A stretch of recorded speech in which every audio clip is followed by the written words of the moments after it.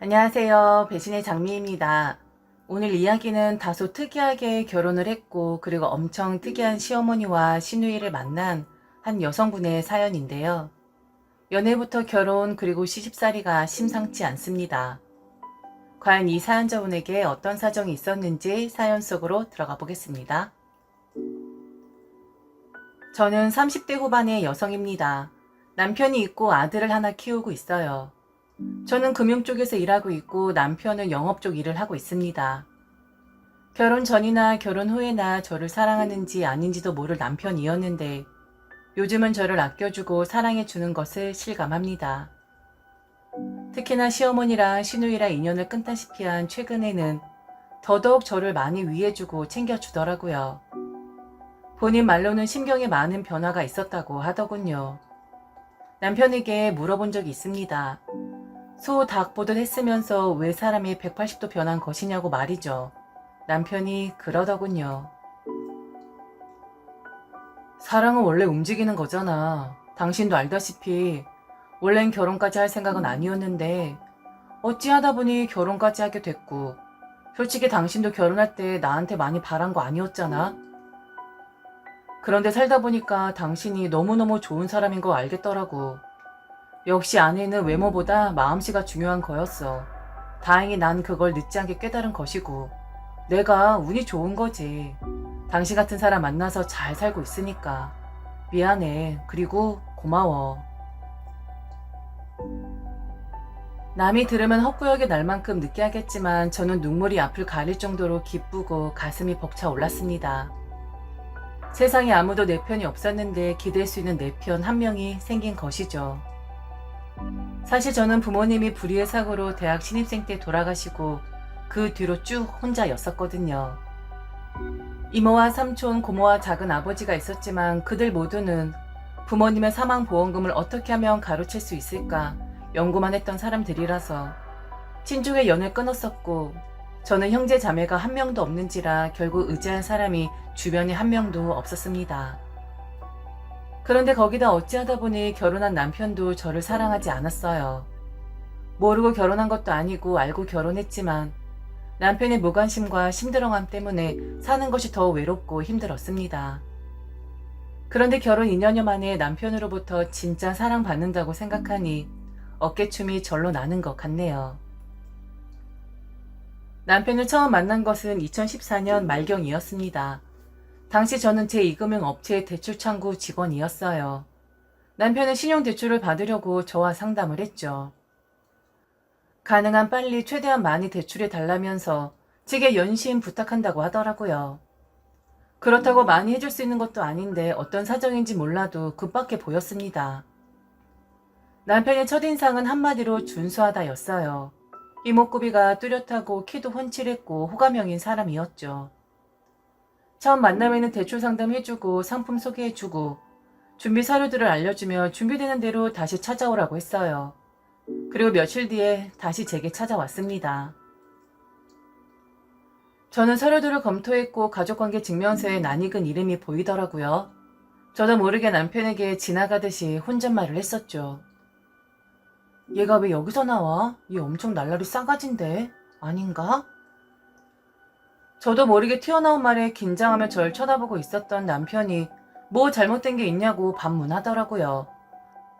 저는 순간 얼굴이 새빨개져서 횡설수설했었죠. 제 고등학교 동창생 이름이랑 똑같아서요. 엄청 유명한 친구였거든요. 근데 생년도 저랑 같네요. 혹시 아니겠죠? 땡땡여고 맞나요? 남편은 그렇다고 했고 여동생 친구시냐면서 무슨 이런 인연이 있냐며 반가워하였습니다. 그런데 솔직히 저는 전혀 반갑지 않았어요. 남편의 여동생은 학교에서도 유명한 날라리에 패거리를 이루며 다니고 동호생들에게 위화감을 조성하는 친구였거든요. 저는 더 얽히기 전에 빨리 대출을 마무리 지어주려고 했습니다. 그런데 당시 남편의 소득에 대비해서는 대출 금액이 많지 않았었죠. 남편은 7천만 원을 요구했지만 서류상으로 해줄 수 있는 금액은 절반의 3,500만 원이었습니다.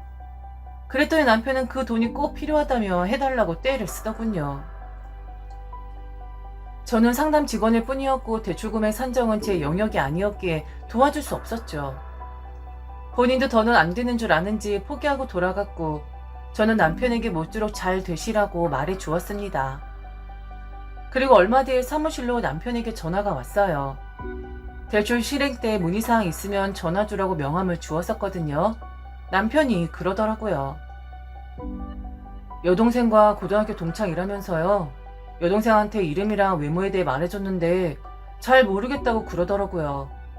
걔가 원래 머리가 띠래서 사람 기억을 못해요. 이것도 인연인데 근처에 살면 저녁에는 한번 먹어요. 혹시 집이 어디세요? 저는 부모님 돌아가시고 오랫동안 살던 동네를 떠나서 그때는 회사 근처 원룸을 얻어 생활하고 있었을 때였습니다. 아마도 남편은 제가 다니던 고등학교 근처에서 계속 살고 있으리라고 생각했던 모양이었죠. 물론 같은 동네에 살지도 않았거니와 대출해 주었던 고객과 개인적인 만남을 할 수 없다며 거절했었습니다. 그런데 그 뒤로도 여러 차례 전화가 와서 밥 한번 먹자, 차 한잔 마시자 하며 연락을 주더라고요. 몇 번을 망설이다가 퇴근 후에 차 한잔 같이 하기로 하고 만났습니다. 만나보니 준수한 외모만큼이나 말솜씨도 어쩜 그리 좋은지 제가 기억했던 날라리 여고 동창의 오빠 이미지와는 많이 달랐습니다. 매월 20일에 대출 이자랑 원금 갚는 날인데 계속해서 지연이 되더라고요. 그러면 저는 전화를 해서 이자와 원금을 납부해 달라고 독촉할 수밖에 없었습니다. 원래는 악성 채무자의 소지가 있는 고객은 바로 독촉하는 부사로 넘겨야 하는데 동창 오빠인 점도 있고 괜시리 안타까워서 꾸준히 연락해서 제때 납부할 수 있도록 최근을 했었죠. 남편도 직장에 있는지라 돈이 아예 없진 않았기에 제가 연락하거나 그러면 다행히 입금을 시킬 수 있었나 보더라고요. 근데 그게 참 그렇더라고요.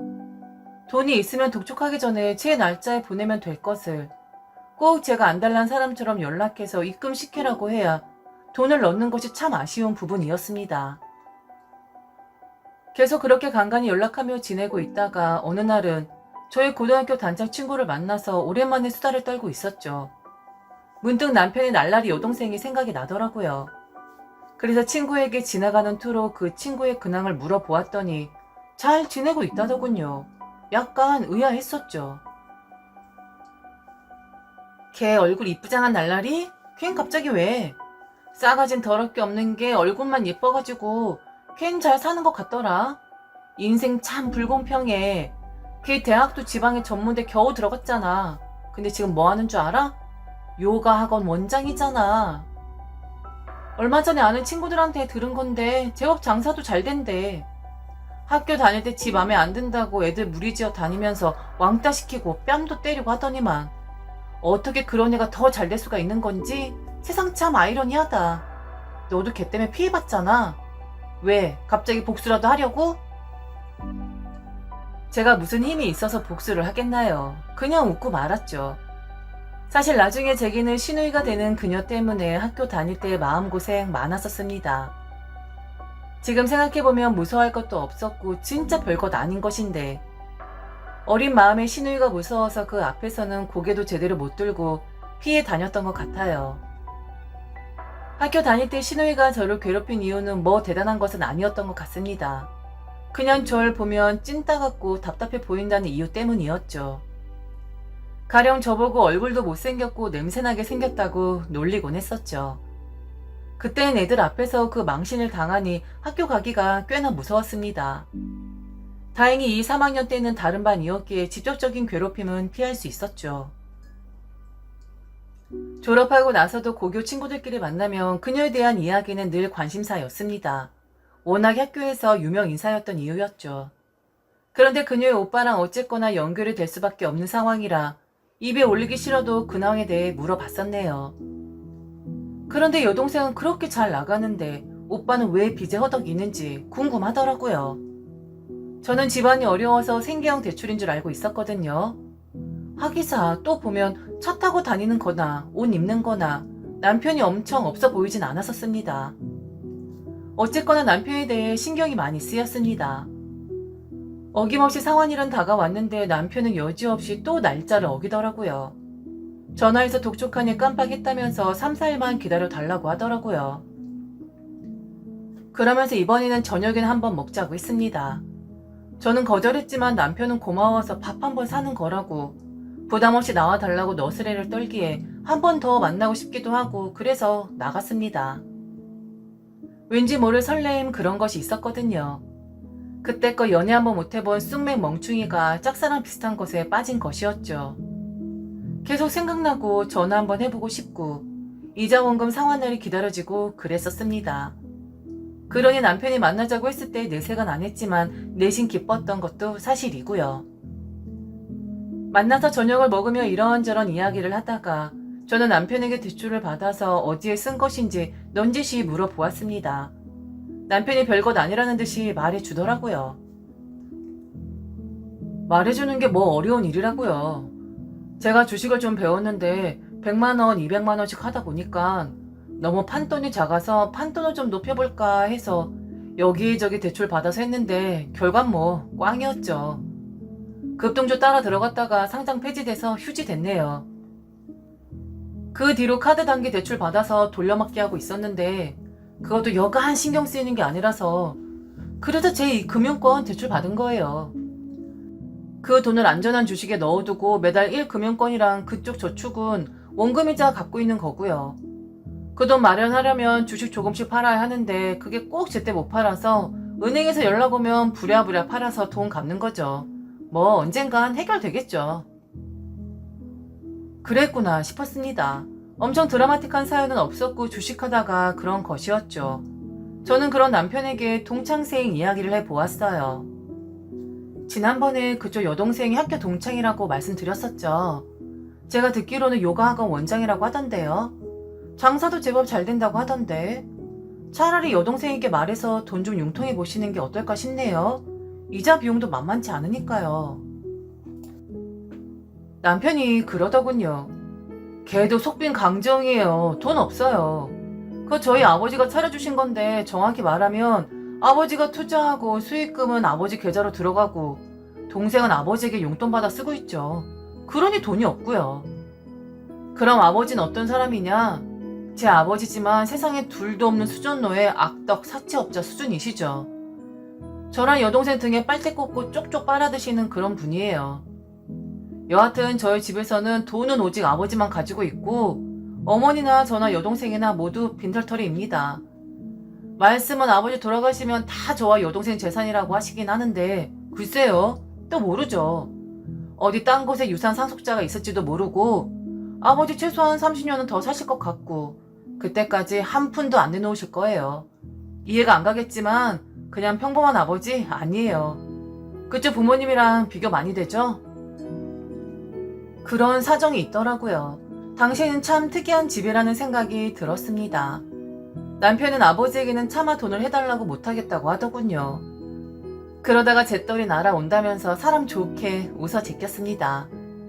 저는 딱히 부모님에 대해서는 할 말이 없었기에 그냥 짤막하게 두 분이 좀 일찍 하늘로 가셨다고 말했죠.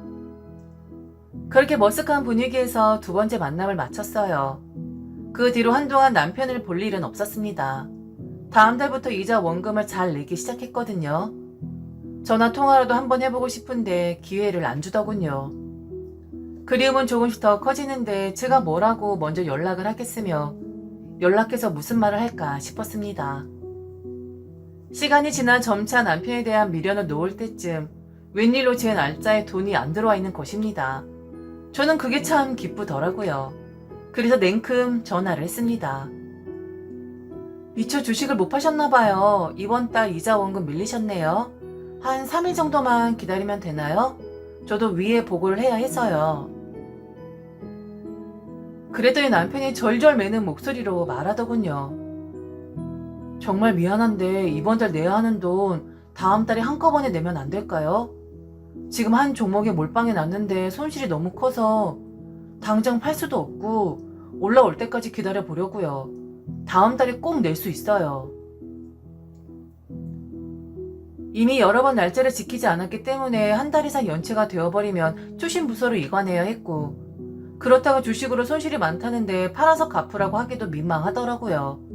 그래서 남편에게 약간의 호의를 베풀기로 했습니다. 어차피 동창 친구 오빠시고 사정을 다 이해하니까 이번 달은 제가 대신 내드릴게요. 대신 다음 달 입금 때 제게 돈 넣어주시고요. 절대로 미루지 마세요. 납부 기간을 자주 어기셔서 다음번에는 진짜 추신부서로 넘어가요. 남편은 고맙다며 밥을 사겠다고 했고 저는 이끌림에 나가게 되었습니다. 그러면서 자연스럽게 자주 만나게 되었고 사적으로 전화통화도 하게 되었죠. 전 솔직히 너무 좋았어요. 고객이 아니라 멋진 썸남처럼 느껴졌거든요. 밤늦도록 통화하면서 저에 대한 이야기도 슬슬 하게 되고 남편에 대해서도 점차 알아갔죠. 저는 그러면서 남편이 이자 원금에 대해서 자주 갚아주기 시작했습니다. 남편이 떨어진 주식이 쉽게 회복되지 않았고 남편은 제가 원금 이자 부분만 몇 개월 해결해주면 값이 오를 때 한꺼번에 해결해준다고 했거든요. 저는 남편을 믿었고 그렇게 해서라도 관계를 이어갈 수 있으면 나쁘지 않다고 생각했어요. 저 또한 남편에게 핵심이라면 흑심을 품고 있었기 때문이었습니다. 결국 4년 내내 제가 남편의 은행 빚을 다 갚아주게 되는 지경에 이르렀거든요. 그러면서 남편은 거기에 대해서는 한마디도 안 했죠. 그게 좀 섭섭하긴 했지만 제가 좋아서 한 일인데 어쩌겠나요. 이자 원금을 다 갚던 날 저는 남편에게 말했죠. 오늘이 마지막 돈 갚는 날이었다고요. 남편은 미처 몰랐다는 듯이 깜짝 놀라더라고요. 오늘이 그날이었어? 고맙다 정말. 내가 최대한 빨리 마련해서 네 돈 다 갚아줄게. 벌써 시간이 그렇게 됐구나. 그건 그거고 오늘은 진짜 술 한잔 같이 마시자. 근사한 와인바 알고 있어. 저는 정말 순수하게 남편의 빚이 다 갚아줬으니 기분 좋으라고 한 말이었는데 그날따라 남편은 떨떠름한 듯이 그렇더라고요. 그날 생전 처음으로 분위기 묘한 와인바를 가보았고 때마침 창밖으로 눈이 내리고 있었습니다. 제 인생에서 그날처럼 여유롭고 마음 편한 날이 없었어요. 갑자기 눈물이 나더라고요. 그냥 맥이 탁 풀리는 게 부모님도 보고 싶고 뭔가 안도감도 느껴지고 이상한 날이었습니다. 남편은 갑자기 우는 제 모습에 왜 그러냐며 안절부절 못했고 혹시 돈 때문에 그런 것이면 각서까지 써준다고 했죠. 서로 주거니 받거니 하며 진짜 만땅 취했던 것 같아요. 그리고 그날 4년 만에 처음으로 남편의 품에 안기게 되었습니다. 저는 그날이 남편과의 교제 첫날이라고 생각했어요. 그런데 그 이후로 남편과 저는 되게 어색해졌습니다. 남편이 저를 피하는 모양새였고 제가 남편을 따라다니는 형국이었죠. 하기사 제까짓 게 무슨 멋진 남자며 그런 근사한 남자를 만날 수 있겠어요. 저는 제 분수를 너무 잘 알고 있었죠. 외모 면에서는 그다지 잘나지 않았거든요. 빼빼이 마른 몸매, 쌍꺼풀도 없는 밋밋한 눈매에 피부도 하얗지도 않고 30대 초반의 나이임에도 30대 중반은 훌쩍 넘어 보였죠. 여러 날 고민 끝에 이건 추억이구나 라는 생각을 했어요. 그리고 남편을 마음속으로 떠나보내기로 했죠. 어쨌거나 저도 사심을 가지고 남편의 빚을 갚아주었던 것이기에 주면 받는 거고 안 주면 못 받는 거고 그렇게 생각하기로 했습니다. 이별을 말하는데 제가 굳이 찾아서 고할 필요는 없었죠. 그냥 그렇게 연락이 끊겨도 좋다는 심정이었습니다. 그 뒤로 남편은 거의 진짜로 한 달가량 연락이 없었어요. 섭섭하긴 했지만 당연한 것이라고 생각을 했고 스스로 위로해가며 이별을 받아들였습니다. 그러다가 부끄럽지만 임신한 사실을 알았네요. 황당하기도 하고 저 스스로가 참 바보 같다는 생각을 했습니다. 저도 고민을 끝낸 상태에서 조언을 구해볼까 하고 친한 친구를 만나서 상의를 했어요. 물론 남편에 대해서는 누군지 말 안 했죠. 저는 친구에게 미혼모의 삶을 살겠다라고 했고 친구는 저보고 환장할 것이라고 타박하면서 진심으로 울어줬죠. 친구는 일찍 결혼해서 출산의 경험이 있었기에 저를 도와주겠다고 했습니다. 진짜 엄청난 응원군을 만난 심정이었죠. 그렇게 저는 친구와 둘이서 임신 관리를 했고 배가 불러올 무렵에 저축은행에는 휴직계를 냈습니다. 건강생의 이유라고 둘러댔는데 다행히 1년간의 시간을 주더라고요. 그냥 나가라고 할 줄 알았는데 제가 좀 상부에 잘 보였던 모양입니다. 그러던 어느 날 낯선 번호로 전화가 왔고 긴가민가 하고 받았는데 남편이었습니다. 화를 내더라고요. 전화번호도 바꾸고 잠적은 왜 한 건데? 은행에 전화했더니 건강세 휴직했다고 해서 내가 얼마나 놀라는 줄 알아? 내 여동생 통해서 너랑 친했던 동창들에게 물어서 전화번호 겨우 알아냈네. 도대체 무슨 일이야? 그럴 린 없겠지만 혹시 나랑 관계된 일이야? 고등학교 동창 여자 중에 누가 제 전화번호를 알아갔다고 친한 친구에게 이야기를 들었던 터라 혹시나 남편에게 전화가 오는 것은 아닐까 일말의 기대가 있었는데 남편이 맞았던 것이죠. 저는 남편을 만나서 그간의 사정을 이야기했어요. 허심탄회하게요. 그러면서 미혼모의 길은 제가 선택한 것이고 남편에게 책임질 생각이 없다고 했죠. 그리고 혹시라도 육아하게 되면 돈이 많이 들지 모르니 시간 되면 돈이나 좀 일부 갚아달라고 너저분 떨지 않고 진짜 쿨하게 말해줬죠. 남편은 입을 벌리고 황당하다는 듯이 말을 잇지를 못하더라고요. 남편은 생각할 시간을 달라면서 며칠 연락이 없더니만 전혀 기대치 않던 결혼을 하자고 했습니다. 내가 착한 남자는 아니어도 그래도 나쁜 남자도 아니야. 이런 일 있었으면 먼저 이야기를 했었어야지. 솔직히 네 돈 빨리 갚아주고 어정쩡한 이 관계 정리할까 생각도 했었어. 그런데 너 빼고 내 주변에 있는 여자들은 정말 다 야가 빠졌더라. 그래서 나도 고민할 시간이 필요했고 너랑 진지하게 만나볼 생각으로 전화했었는데 전화번호는 없는 번호라고 나오고 그래서 은행에 전화했더니 건강상의 이유로 휴직했다고 하니 머릿속이 하얘지더라고. 그리고 설마 했어.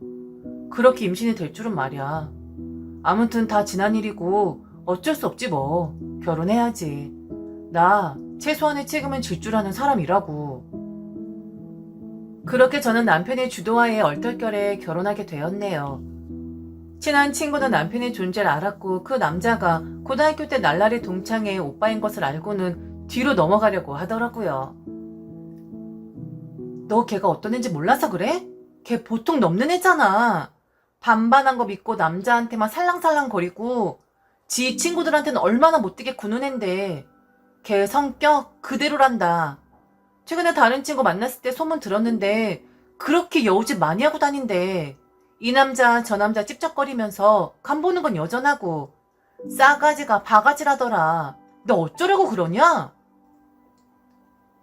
설마 하니 이제 옳게 될 사람에게 그렇게 하기야 하겠냐며 웃어 넘겨주었습니다. 그리고 결혼식 전에 인사 갔을 때 드디어 만나게 되었어요. 그땐 배가 한창 불러 있었죠.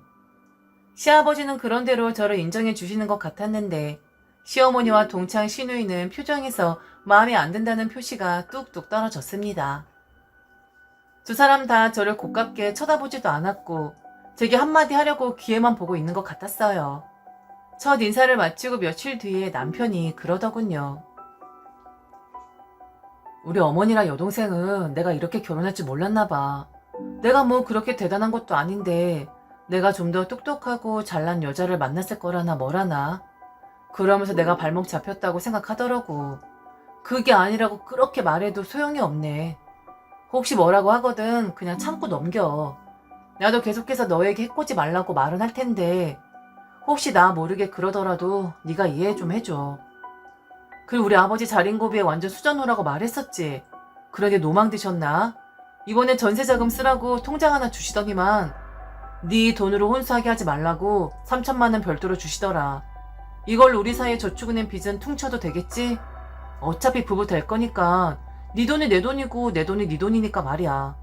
아버지가 그러더라고. 나 보고 여자 보는 눈이 있다네. 어떻게 당신같이 참한 여자 얻을 생각을 다 했냐고 칭찬 들었어. 가족 하나 없는 제게 시아버지와 남편은 너무 고마운 사람이었습니다. 거기다 시아버지께서 초면에 저를 그렇게 높게 평가해 주시니 왈칵 눈물이 날 것 같더라고요. 결혼식 준비는 남편이 다 했고 저는 임신 관리만 했습니다.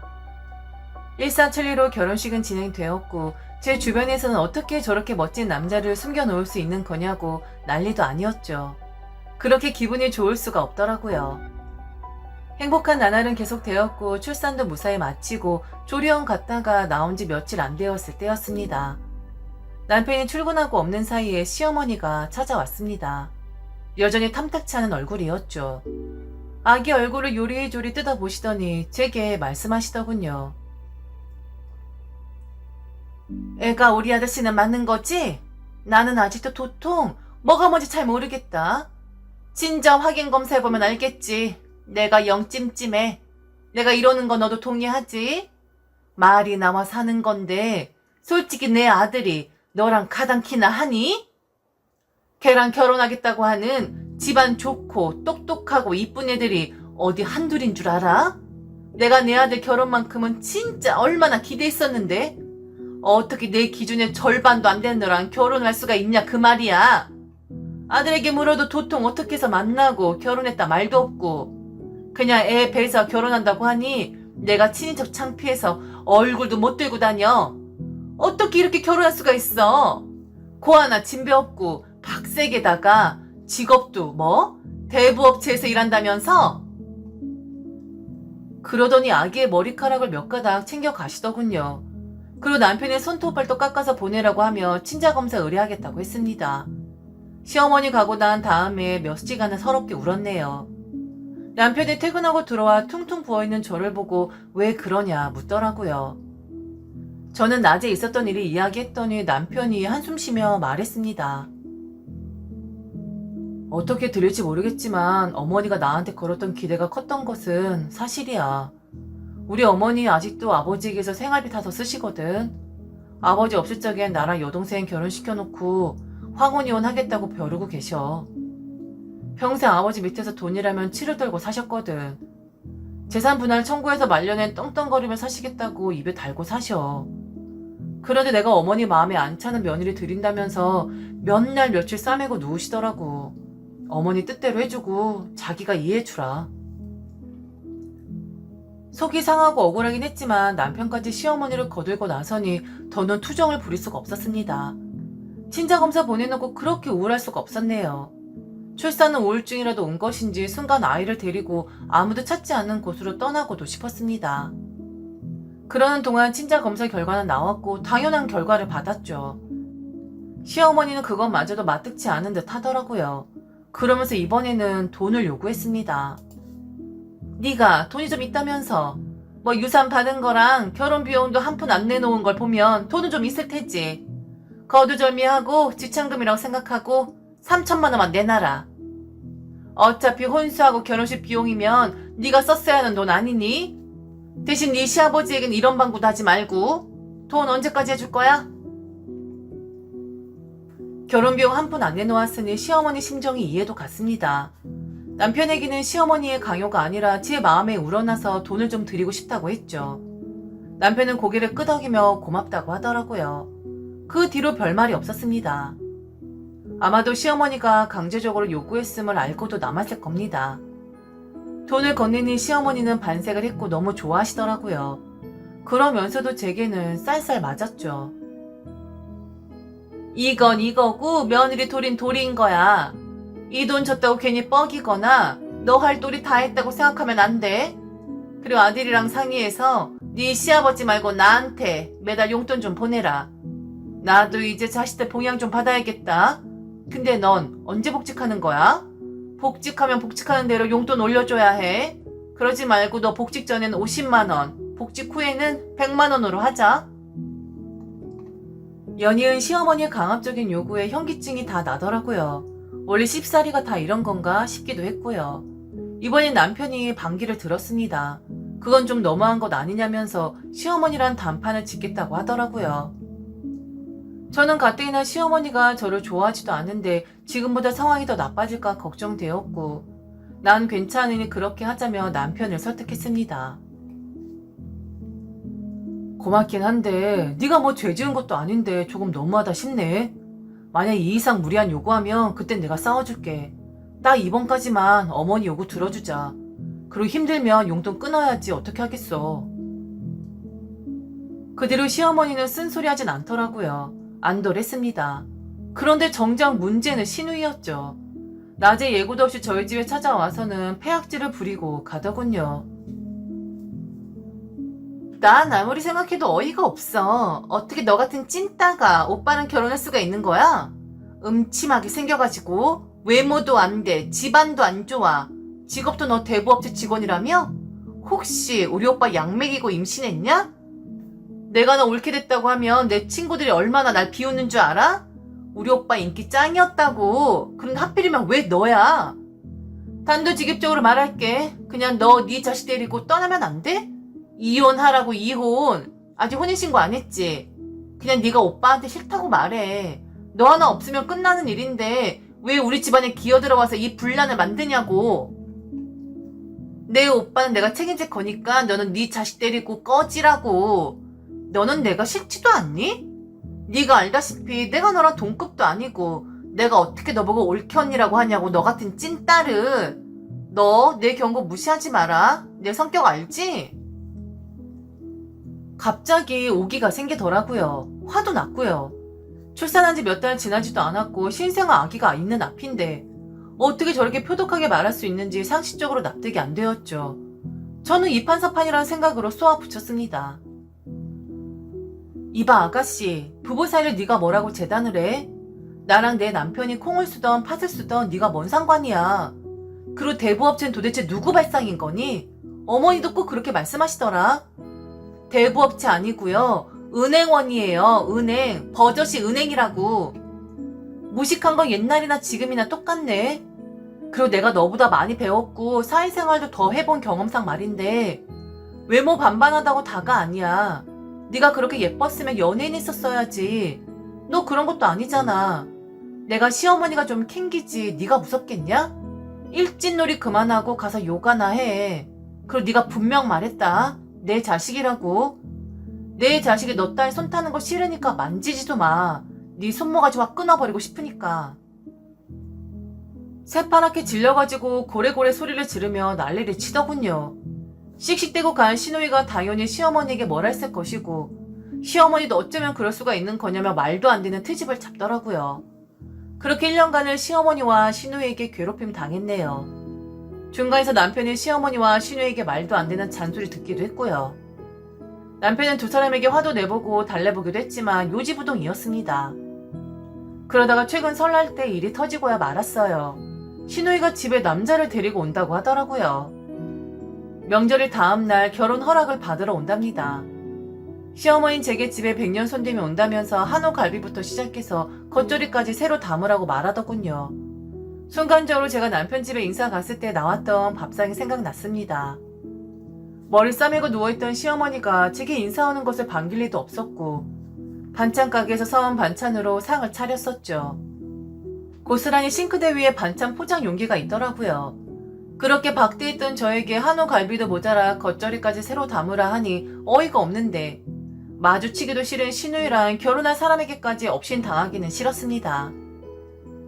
명절 전날 남편과 같이 시댁에 갔고 시어머니랑 시누이는 저를 보자마자 음식 준비 빨리 하라고 하며 시종 부리듯 하더라고요. 저는 시댁에 인사 간 직후로 장을 보겠다며 시댁을 나와서 미리 예약해둔 좋은 호텔로 갔습니다. 전화기 꺼놓고 한숨 실컷 자고 일어났죠. 전화를 켜니 난리도 아니었고 남편에게 전화했어요. 우리 신혼여행 가기 전날 묵었던 호텔에 있어. 너무 힘들기도 하고 지치고 그러네.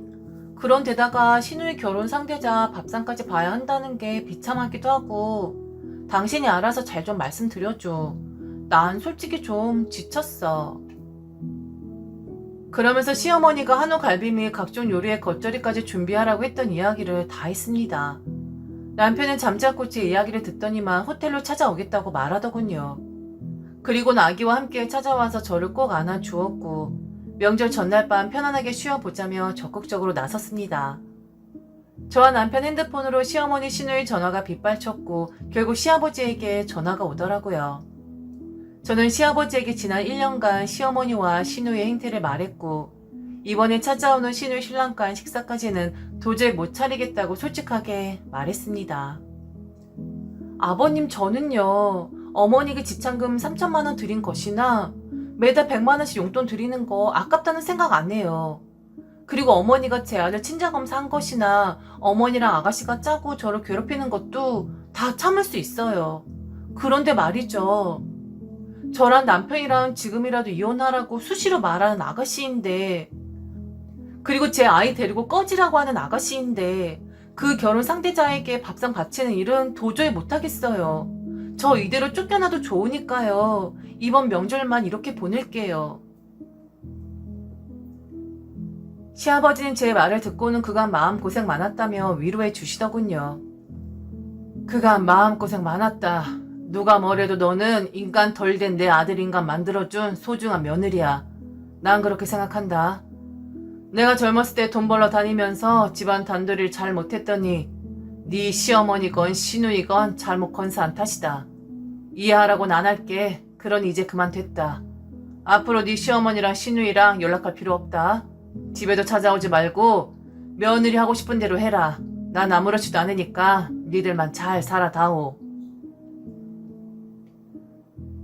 명절 끝나고 시아버지는 제게 3천만 원을 보내주시더군요. 다시는 시어머니에게 뺏기지 말라면서 말이죠. 남편도 시어머니와 시누이와 저를 절대 연결해주지 않습니다. 집안 행사 있으면 혼자 조용히 다녀오곤 하죠. 이런 일을 겪으면서 오히려 남편과는 더 가까워졌습니다. 제 남편이지만 때론 남편인가 아닌가 의문이 있었는데 이제 완전히 저의 편만을 들어주죠. 참으로 우여곡절 많은 연애와 그리고 결혼이었습니다. 연애 때도 특이하더니만 결혼 후도 쉽진 않았네요. 그래도 지금은 좀 편합니다. 물론 언젠간 다시 만나서 명절도 같이 보내고 해야겠지만 현재까지는 시어머니나 시누이에 대한 응어리가 안 풀렸네요. 지금까지 들어주셔서 진심으로 감사합니다. 이상 배신의 장미였습니다.